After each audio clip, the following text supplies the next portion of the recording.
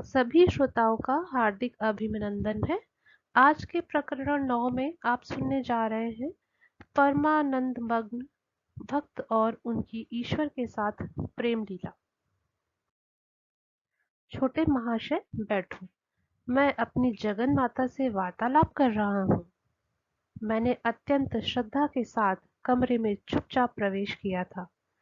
Master महाशय के देवता सदृश रूप ने मुझे चकाचौंध कर दिया। श्वेत रेशम समान दाढ़ी और विशाल तेजस्वी नेत्रों से युक्त वे पवित्रता का साक्षात अवतार लग रहे थे।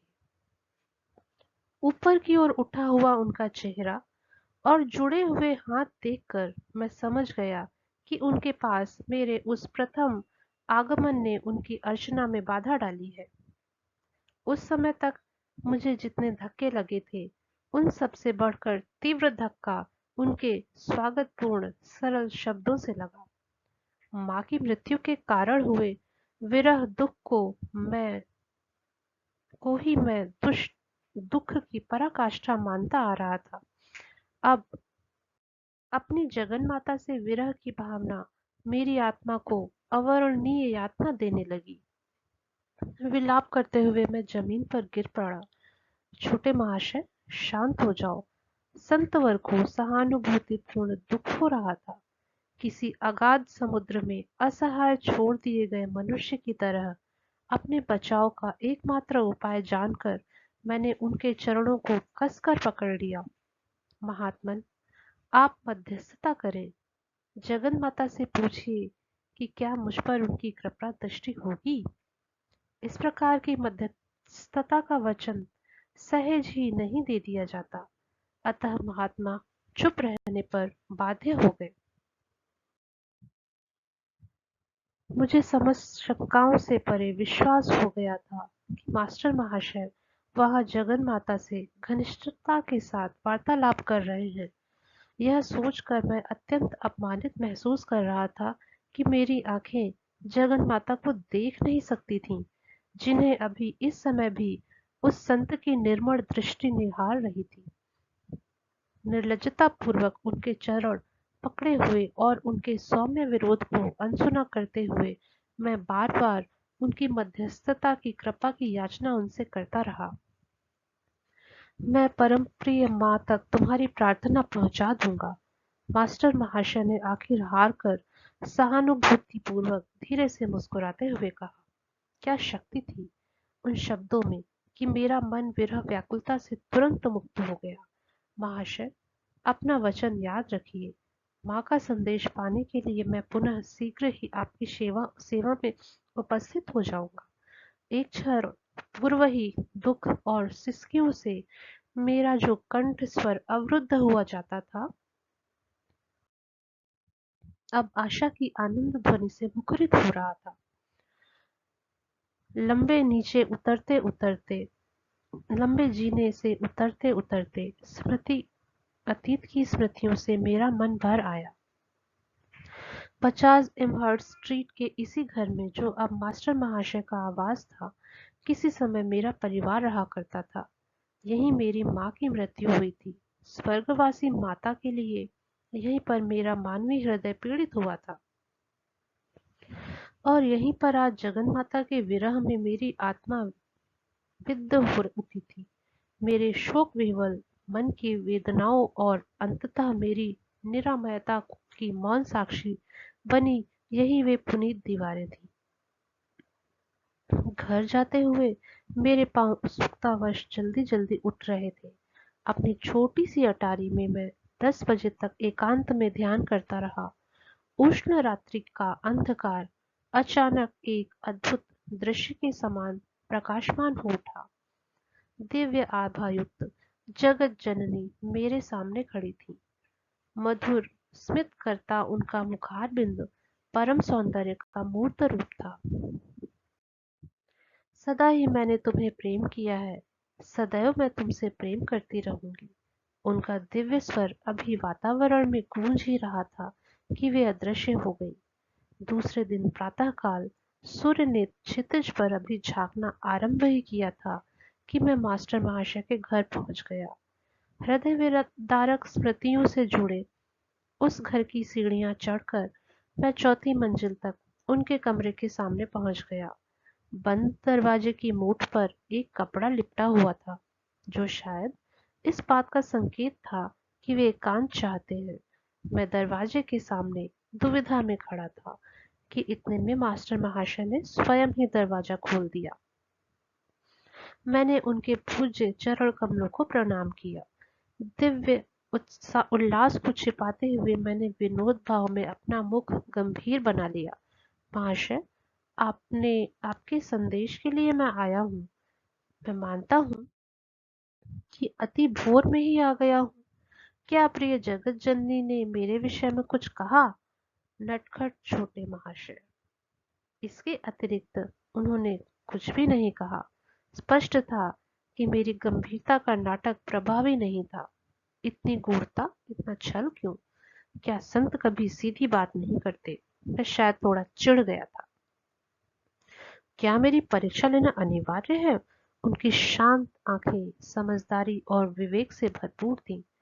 कल रात को 10 बजे स्वयं दिव्य रूपा जगन माँ ने तुम्हें जो आश्वासन दिया, उसके बाद भी अब मेरे लिए कहने को कुछ बचा है? मेरी आत्मा की खिड़कियों को खोलने की कुंजी मास्टर महाशय के पास थी। मैंने उनके पुनः उनके चरणों में साष्टांग प्राणिपात किया, परंतु इस बार मेरी आंखों से जो अश्रु बह रहे थे, वे अतीव हर्ष के थे, दुख के नहीं। क्या तुम सोचते हो कि तुम्हारी भक्ति ने माता की अनंत करुणा को नहीं छुआ है? ईश्वर का मातृ भाव, जिसे तुमने मानवी और दैवी रूपों में पूजा है, तुम्हारी आर्त पुकार का उत्तर दिए बिना कदापि नहीं रह सकता। ये सीधे साधे संत कौन थे, जिनका परम सत्ता से किया गया छोटे से छोटा अनुरोध भी मधुर स्वीकृति पा जाता था? इस संसार के जीवन में उनकी भूमिका अत्यंत साधारण थी, जो मेरी दृष्टि में विनम्रता के सर्वश्रेष्ठ व्यक्ति के अनुरूप थी। एम्बर्ट स्ट्रीट के इस घर में मास्टर महाशय लड़कों के लिए एक छोटा सा हाई स्कूल चलाते थे। उनके मुंह से कभी डांट फटकार का कोई शब्द नहीं निकलता था। उनका अनुशासन किसी नियम या छड़ी की वजह से नहीं था।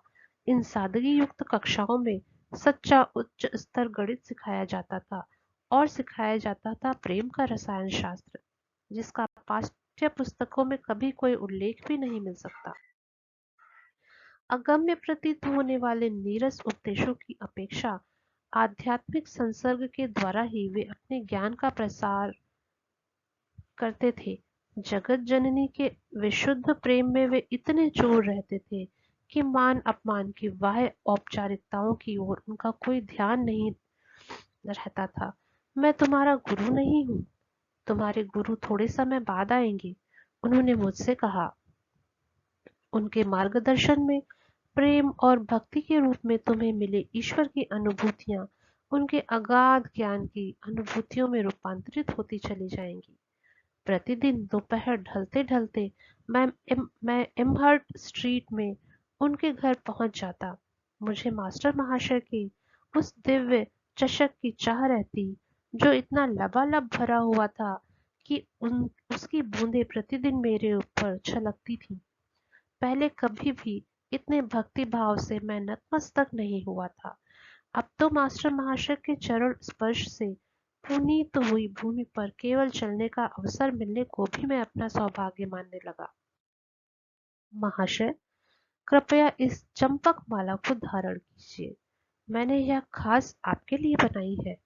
एक दिन शाम को मैं अपनी पुष्पमाला हाथ में लिए उनके घर पहुंच गया, परंतु बार-बार इस सम्मान को अस्वीकार करते हुए वे संकोच से पीछे हट जाते।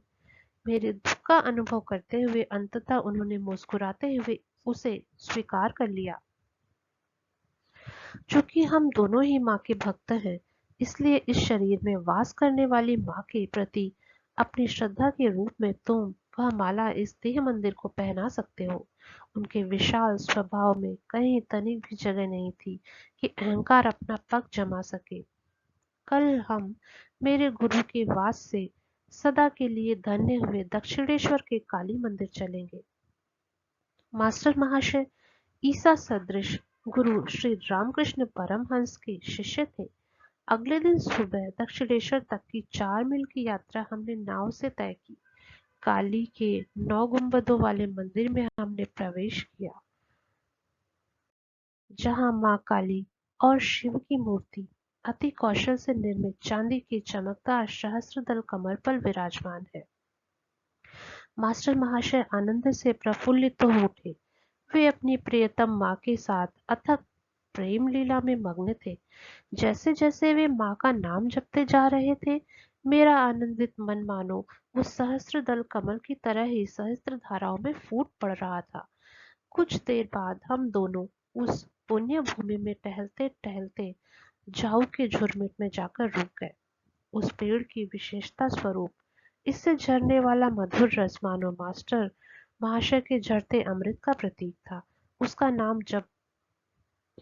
नाम जब चलता ही जा रहा था, झाऊ के गुलाबी पर्दार पुष्पों के बीच में घास पर सख्त निश्चल शरीर के साथ बैठा रहा। उतने समय के लिए मैं शरीर को भूलकर दिव्य लोकों की यात्रा करता रहा। इस संत के साथ की हुई दक्षिणेश्वर की अनेक तीर्थ यात्राओं में यह प्रथम थी। मास्टर महाशय से ही मैंने ईश्वर के मातृत्व पक्ष या ईश्वरीय करुणा के माधुर्य को जाना। उस शिशु सरल संत को ईश्वर के पितृत्व पक्ष या ईश्वरीय न्याय में कोई रुचि नहीं थी। कठोर, सटीक, गणितीय निर्णय की कल्पना ही उनके कोमल स्वभाव के विपरीत थी। ये तो पृथ्वी पर स्वर्ग के साक्षात देवताओं के प्रतिरूप हैं। एक दिन उन्हें प्रार्थना करते देख मेरे मन में उनके प्रति प्रेम से भरकर विचार उठा। किसी तरह की निंदा, आलोचना या गुण दोष का विचार कभी उनके मन में नहीं उठा। वे तो इस जगत को आद्य पवित्रता से चिर परिचित अपनी दृष्टि से ही निहारते थे। उनके काया, वाणी, मन, कर्म सब कुछ उनकी आत्मा की सरलता के साथ सहज सुसामंजस्य रखते थे। मेरे गुरुदेव ने मुझे यही बताया था। अपने हर उपदेश को किसी प्रकार के आग्रह या अधिकारवाणी के बिना इसी श्रद्धापूरित वाक्य के साथ वे समाप्त करते थे। श्री रामकृष्ण के साथ मास्टर महाशय की एकात्मता इतनी गहरी हो गई थी कि वे अपने किसी भी विचार को अब वे अपना विचार नहीं मानते थे। एक दिन संध्या समय मास्टर महाशय और मैं एक दूसरे का हाथ थामे उनके स्कूल के पास वाले रास्ते पर चल रहे थे। मेरा आनंद फीका हो गया जब एक परिचित घमंडी व्यक्ति वहां आ गया। उसने अपने लंबे प्रवचन से हमें तंग कर दिया। मैं देख रहा हूँ कि तुम उस आदमी से प्रसन्न नहीं हो। मास्टर महाशय की मेरे कान में यह फुसफुसाहट अपने ही बातों में मग्न उस घमंडी को सुनाई नहीं दी। मैंने इस बारे में जगन माता को बता दिया है।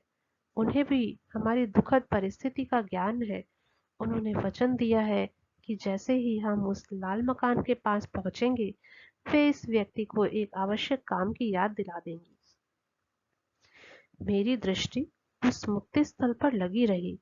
उसके लाल द्वार पर पहुंचते ही अपना अधूरा वाक्य भी पूरा किए बिना और कुछ भी कहे बिना वह व्यक्ति अचानक मुड़कर चला गया।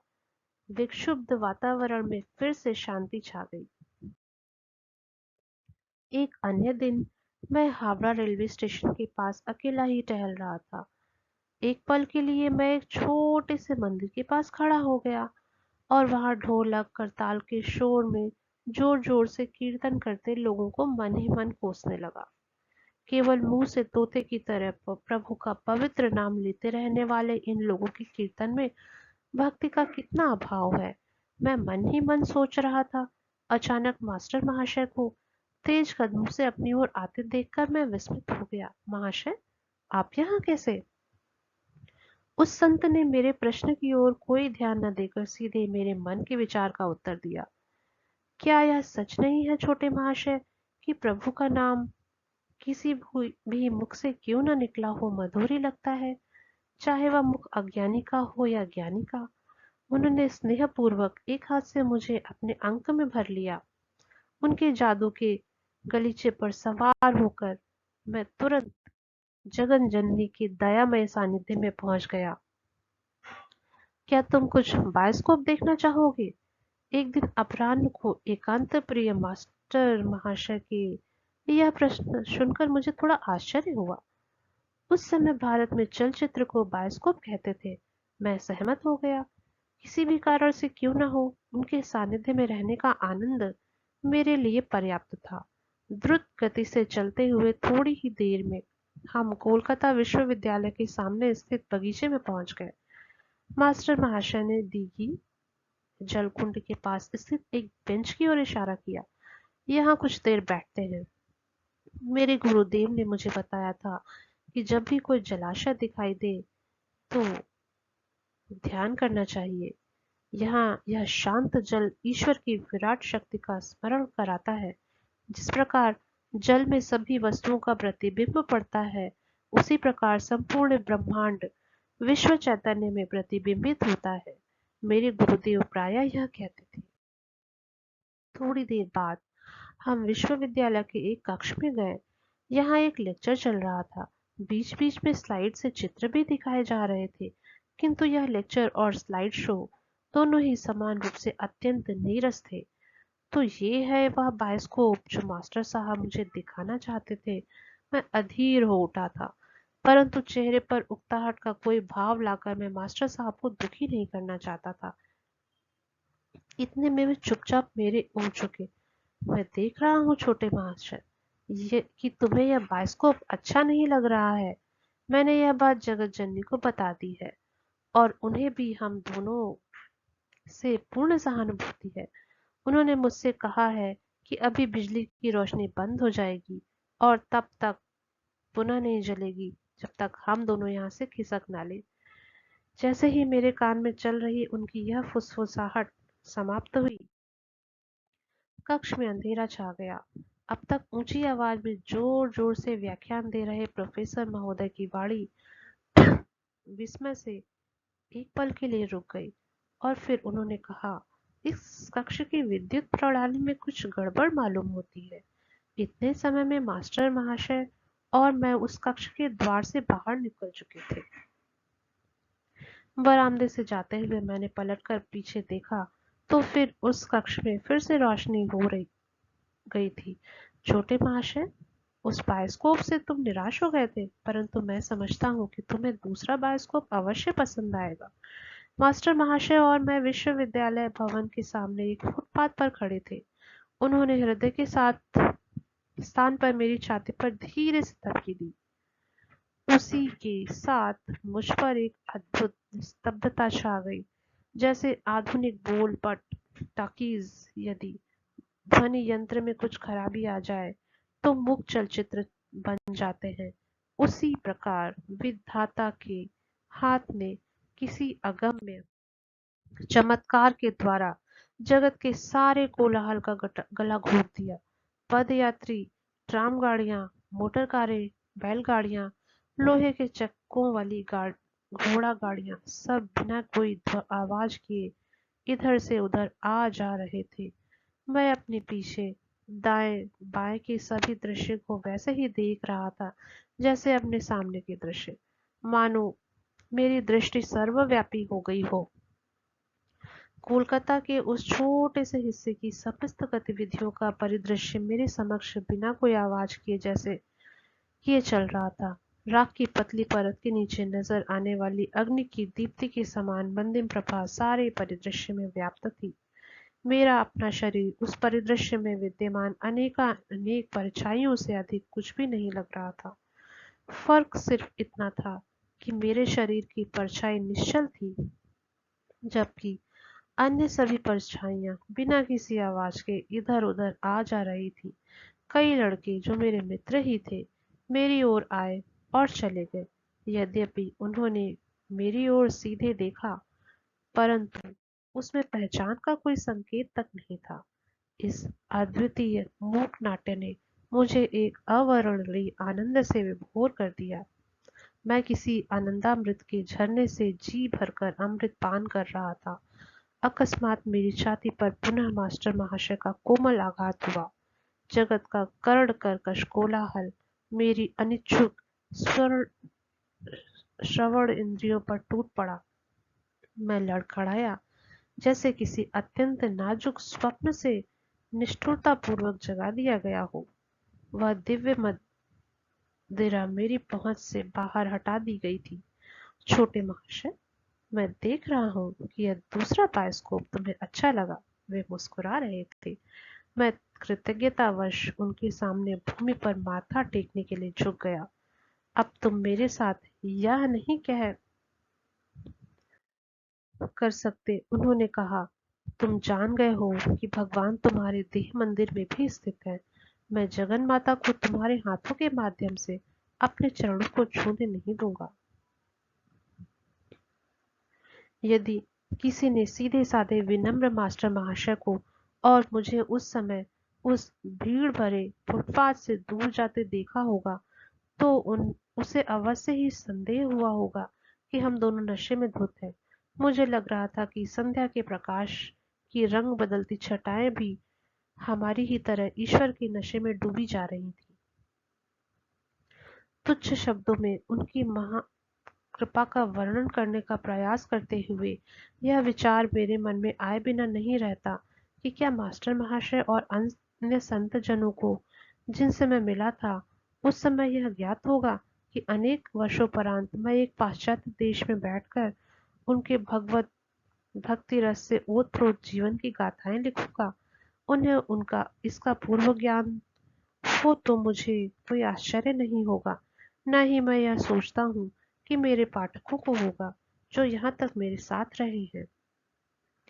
सभी धर्मों के संतों ने ईश्वर को दिव्य प्रियतम मानकर उस सरल आधार पर ईश्वर साक्षात्कार प्राप्त किया है, जो कि परब्रह्म निर्गुण और अचिंत्य है। इसलिए मानवीय विचार और आकांक्षा ने सदा ही उसे जगन माता का रूप दिया है। साकार सगुण ईश्वर और निराकार निर्गुण ब्रह्म के मतों का संयोग हिंदू विचारधारा की प्राचीन उपलब्धि है, जिसका प्रतिपादन वेदों और भगवत गीता में किया गया है। परस्पर विरोधी विचारों का यह मिलाप हृदय और बुद्धि दोनों को ही संतुष्ट करता है। भक्ति और ज्ञान मूलतः एक ही है, ईश्वर में आश्रय लेना, और शरणागति वस्तुतः सर्वोच्च ज्ञान के पथ है। मास्टर महाशय एवं अन्य सभी संतों की विनम्रता का इस बोध से उपजती है कि वे पूर्णतः उस ईश्वर पर निर्भर है, जो एकमात्र जीविताधार और एकमात्र विधाता है, जो कि ईश्वर का स्वरूप ही आनंद है। अतः ईश्वर के साथ तादात्म्य होने वाला या उसमें मग्न होने वाला मनुष्य सहज ही असीम आनंद का अनुभव करता है।